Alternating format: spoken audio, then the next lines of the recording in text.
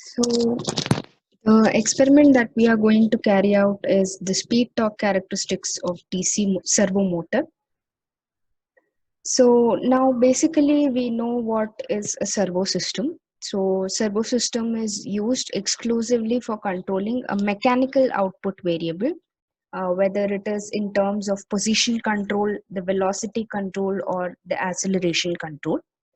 The motor that we are using in order to obtain this above objective, that is the control of position, velocity, or acceleration, is what we call as the servo motor. So in this experiment, the servo motor that we are going to use is a PMDC servo motor having a rated speed of 1500 rpm and the rated current of 1.3 amperes. So now when we say PMDC servo motor, we basically know that the field system is given by a permanent magnet. So therefore, the field is going to remain constant. So whatever speed control that we are going to carry out, it will be an armature type of speed control. So apart from this, now we are going to observe the relationship that exists between the torque and speed at various load conditions for this servo motor.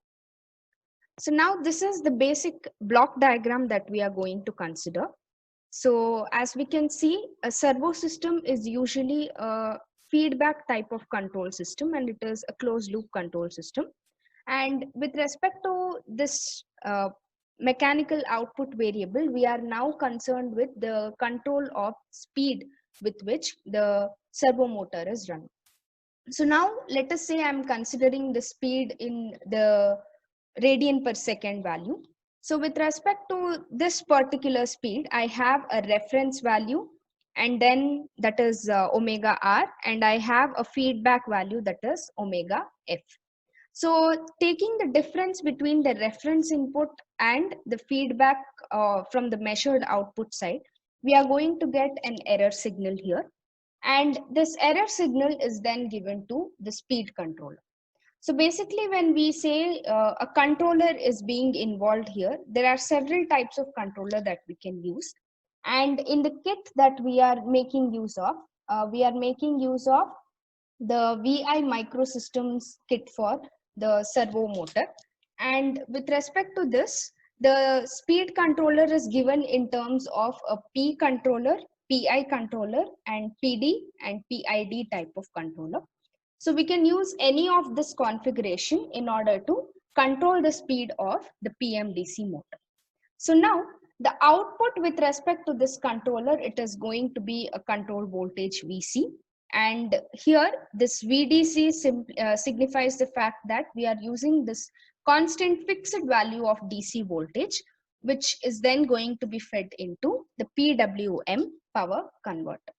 So this PWM, that is the pulse width modulation drive, we basically know how it works. With respect to a particular fixed value of input voltage, that is what we have got from the speed controller, we will get an output voltage which can have a variation in the duty cycle and correspondingly the variation in the value of speed. So this output voltage is what we give as VA to this PMDC motor. So with respect to this particular value of VA, now a current IA starts to flow in the motor, and likewise a speed is going to be developed by the servo motor, and it is going to run with the suitable speed. Now the next part that is included in this block diagram is the optocoupler. So we know that the PMDC type of motor, it works on a very low voltage value. And in this particular kit, we have this value to be 12 volts. So this optocoupler, it is now going to isolate the noise that is produced due to this low value of DC. And it isolates each of the speed signal that we are getting as a feedback. So in correspondence to the output that we have from VA and in correspondence to the changed value of the speed, now this is going to be given as a feedback again. And again, if at all we need change in the value of speed, we can vary the controller in terms of P mode, PI mode, or PID mode. And after this, it is again going to be sent to the PWM converter. There will be a new value of VA and correspondingly a new value of speed. And this entire loop, it is now going to repeat. So this is the theory that is involved behind the experiment here. So this experiment that we are going to demonstrate now is the DC servo motor based control system.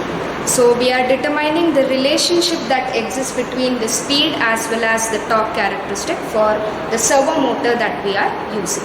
So we know that a servo system basically gives the mechanical output in terms of either the position or the velocity or the acceleration. So in this particular experiment, we are mainly concerned with the control of the speed of the servo motor.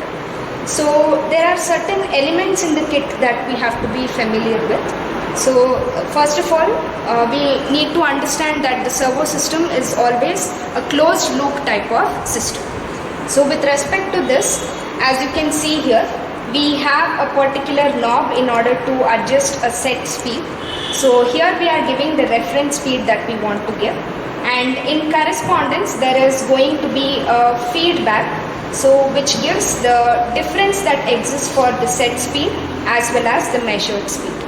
Now when we want to see what is the difference between the set speed and the measured speed, so naturally it has to be recorded with respect to the servo motor here.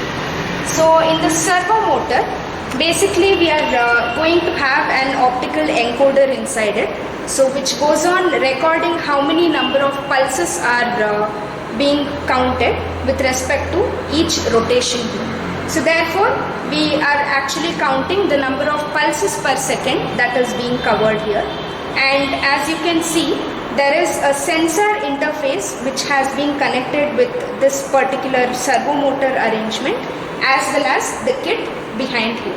Okay, so now this connection, it is going to give the feedback value of the speed at this particular point. So we have the set speed and we have the feedback speed with respect to this arrangement, and in correspondence now we have an error signal being produced here. So the next part of this kit is the controller that we are using. So the controller, it can be in terms of a simple P controller, that is the proportional controller, or the integral controller, or the derivative controller. So we can make use of either of these control modes or all of these control modes in order to give a proportionate control signal which is going to be in terms of voltage.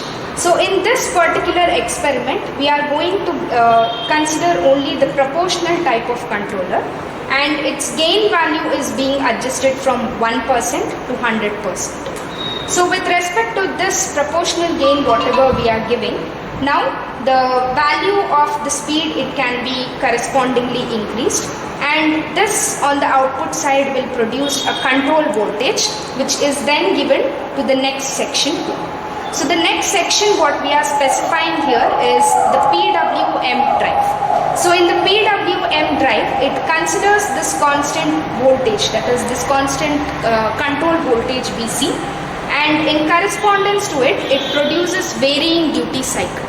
Okay, so once you have this varying duty cycle, it changes the value of the output voltage as well as the speed on the output side here. So with this control voltage, now there is a variation in the duty cycle made in the PWM drive, and as a result there is a variation in the speed, and this interconnection what we are having with respect to armature terminal, so that also has been specified for this A as well as AA terminal, and correspondingly A and AA terminal in the DC servo motor. So now basically to start with the experiment, there are some initial adjustments that we need to make. First of all, we are going to select this particular toggle switch to be in the set speed position, and the next adjustment that we have to make is with respect to the second toggle switch, we are selecting which type of controller we are employing. So we are embedding the controller which is present in the internal area of the strainer kit. So therefore the toggle switch has to be in the internal mode. And correspondingly, now the speed feedback, whatever we are getting from the sensor, it is going to be on the basis of how many number of pulses have been covered per second. So therefore, the pulse has to be in the on position. So these are the initial conditions that we need to keep in mind before we start the experiment. So now, let us just switch on the circuit. So like I said, first and foremost, we are going to select the set speed here. So the set speed variation I am going to make with respect to this knob here. And with respect to the knob, I am going to have a maximum value of 1493 RPM. Okay. So now I have specified the set speed. And now let us calculate what is going to be the actual speed of this PMDC servo motor. So now I am switching over this toggle switch to the actual speed position. And if you notice here, the speed in RPM is now showing 0.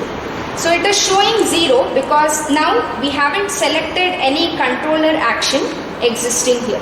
So as soon as we select the controller action, in correspondence, now this will also start to produce a speed. Okay.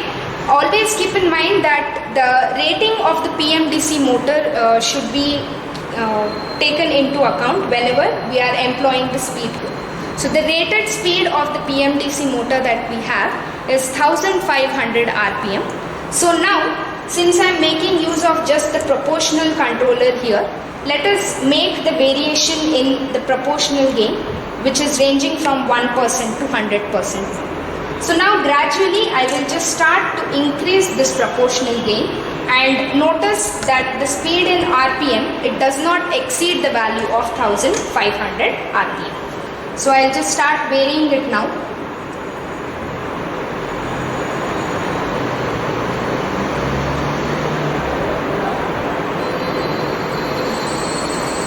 So we have to vary it very carefully and gradually because the speed it might exceed here.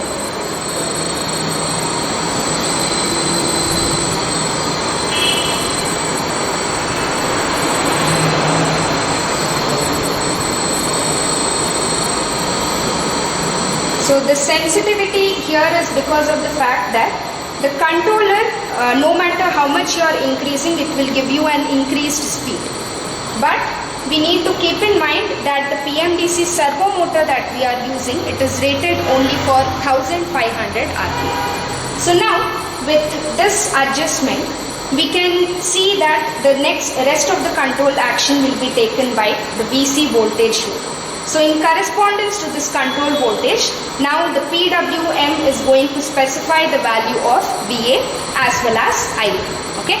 Now in order to note this down, if you notice the last toggle switch here, it generates the value of either current or voltage on the basis of which position it is lying in.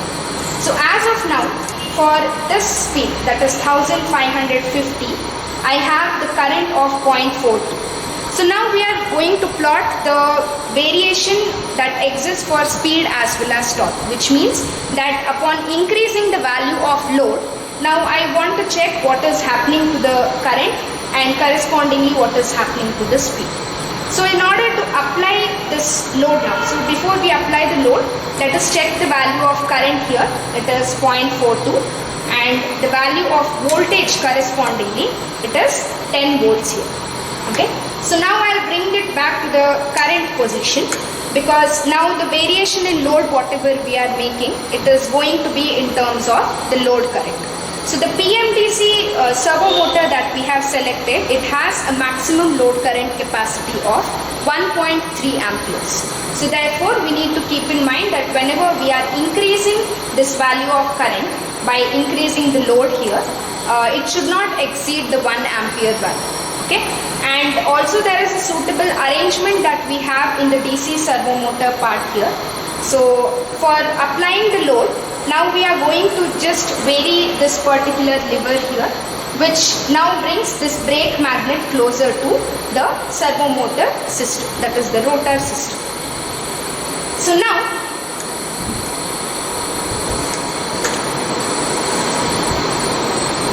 let us reduce the speed a bit little to 1500 and then start applying the load.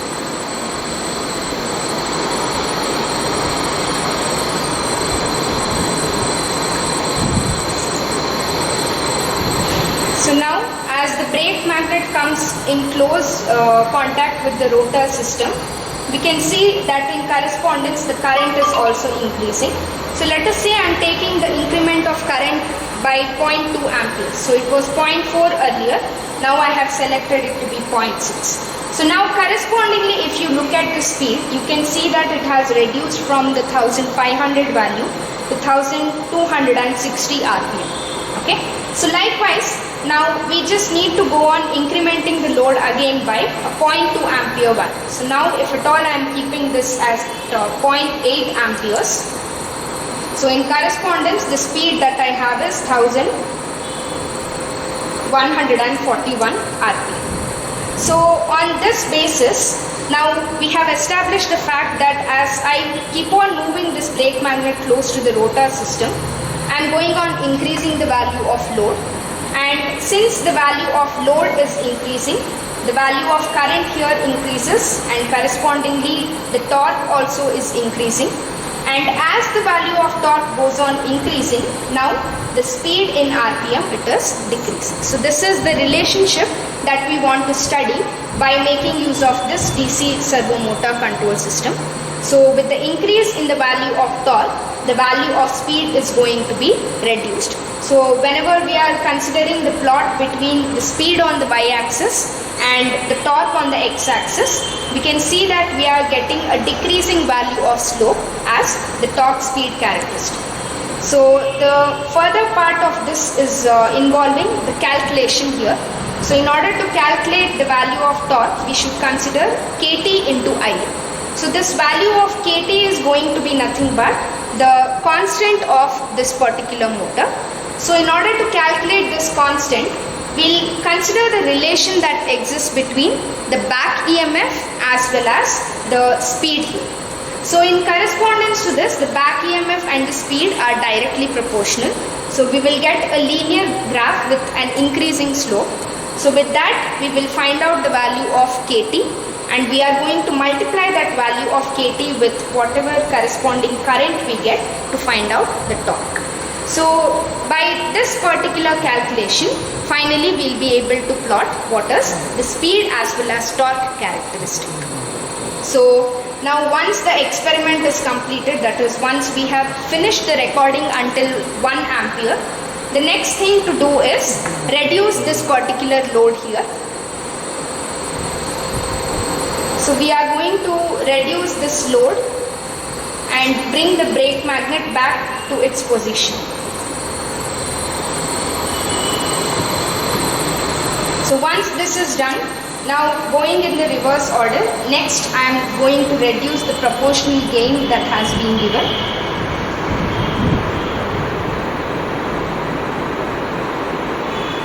And after this, we are just going to power off this particular circuit.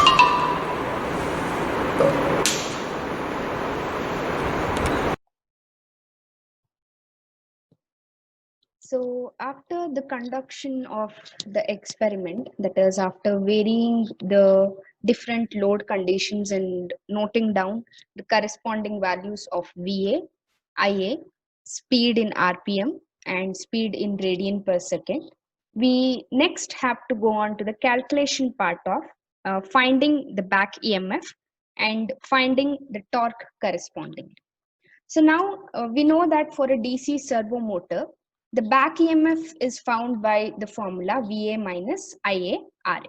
So with respect to the specification of RA that is given in the kit, we are now going to find out the value of EB here.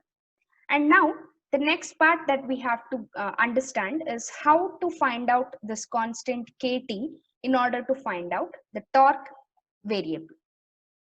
So before we move on to the entire calculation part, let us see a little more theory behind these equations. So with respect to this calculation, first let us develop a relationship between the back EMF as well as the speed component. So we know that the back EMF is given by V minus IaRa. In this case, V is nothing but the supply voltage what we are given, that is your VA parameter.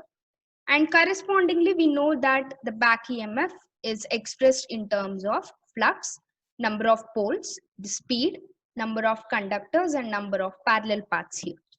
So now let me convert this value of speed in RPM into RPS value.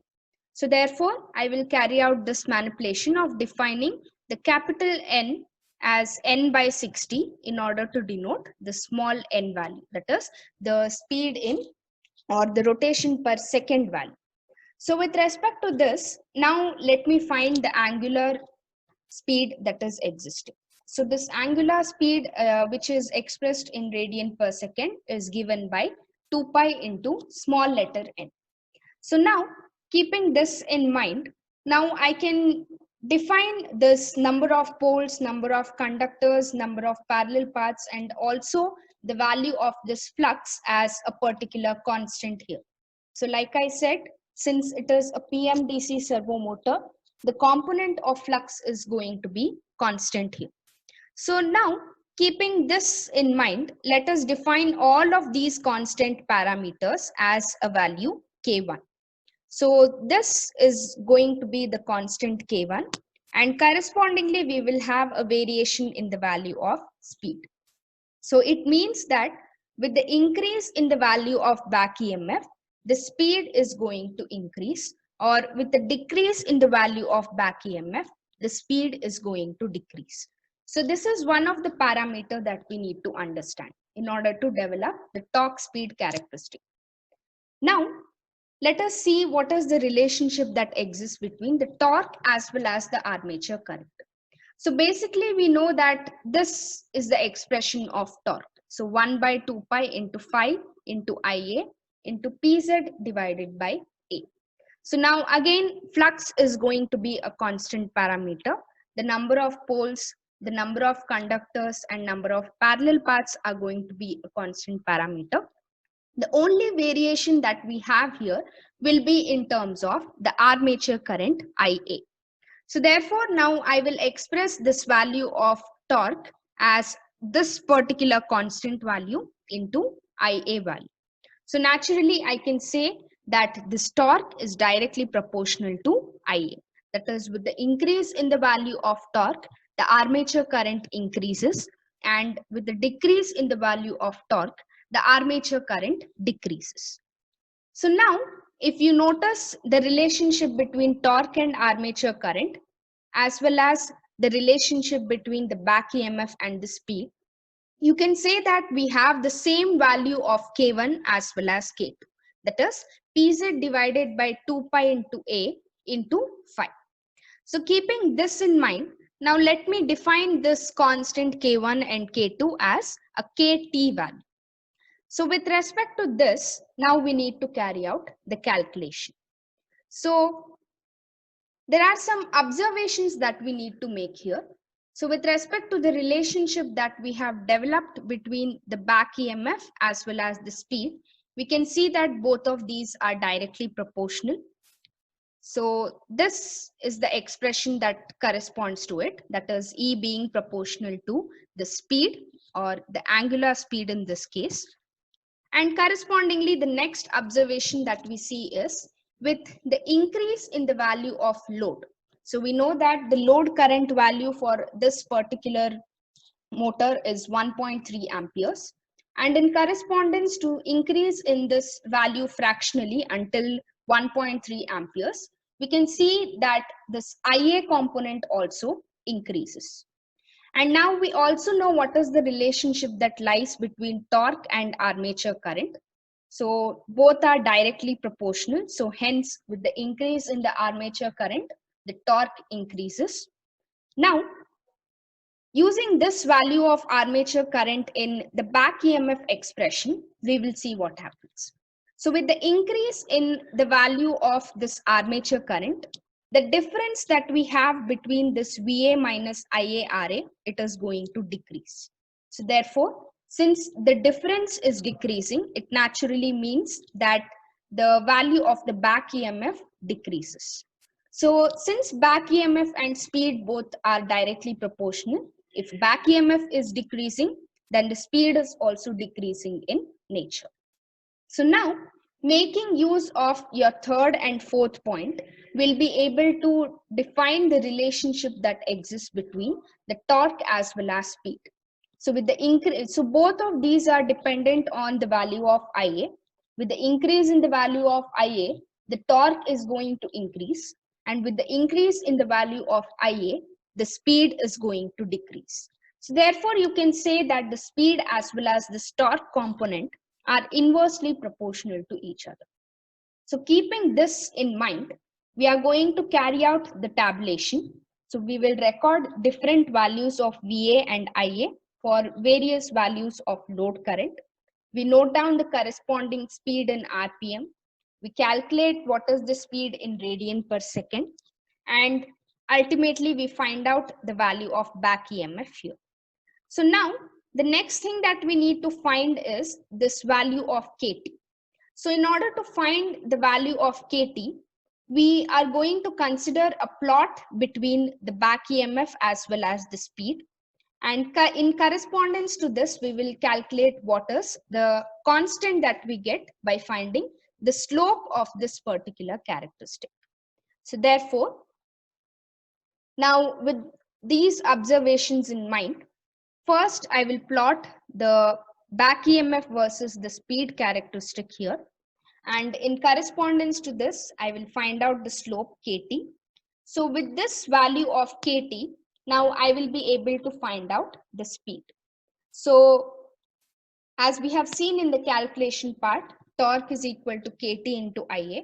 We have recorded different values of IA, and we have found this value of KT with respect to the slope that we find in the characteristic of back EMF versus speed. And correspondingly, we find out the torque parameter.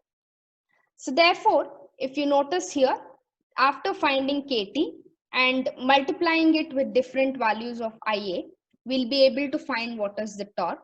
And the speed we would have already calculated in the radian per second value. And as we have developed the relationship, the speed and torque are going to be inversely proportional, which means that with low value of speed, the torque is going to be high. And as the value of speed, it goes on increasing, correspondingly, the torque is going to reduce. So this is the relationship that exists between torque and speed for the DC servo motor.